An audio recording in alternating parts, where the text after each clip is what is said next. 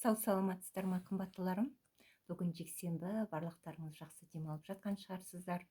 Демалыстарыңыз жақсы болсын, күндеріңіз әдемі болсын.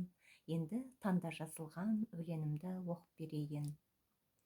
Келіп кетер әр адам, пенделік мына өмірге. Жүретіннің 5 қадам, 5 күндік мына өмірде.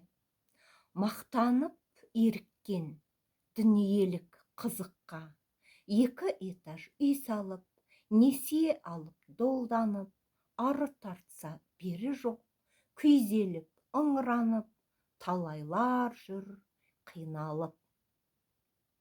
Бөтен бай деп айтсын деп, бетперде киіп қылымсып, түлкі болып қуланып, талайлар жүр алданып, байлық деген мастыққа.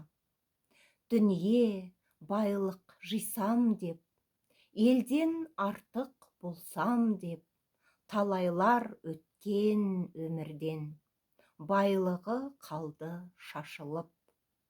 Алла алдында бірдейсің, бай ма әлде жарлы ма?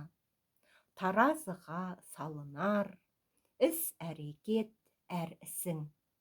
Жақсы сөйлей, еңбек ет, әр тамшы терің бағалы. Адал еңбек адалас, жеткізер сені мұратқа. Таңда жазылған өлеңімді оқып бердім. Кей кезде өзім ойлаймын, менің мамандығым финансист. Бірақ та менің көкейіме осы өлеңдер таңда неге келеді деген сияқты. Әр адам ойлайтын шығар, иә, қандай да бір ойлар келген кезде. Пенде болғаннан кейін мен де ойлап қоямын. Бұл дүниеден өтіп кеткен қандай ақын менің көкейіме өлеңдерін салып тұр екен деген кейде ойға да келемін. Әрине, артық айтып жатсам, сіздерден кешірім сұраймын. Бірақ та пенде болғаннан кейін адамның ойына миллиондаған ойлар келіп кетеді дейді, иә? Сол ойлардың бірі мені кей кездерде мазалайды.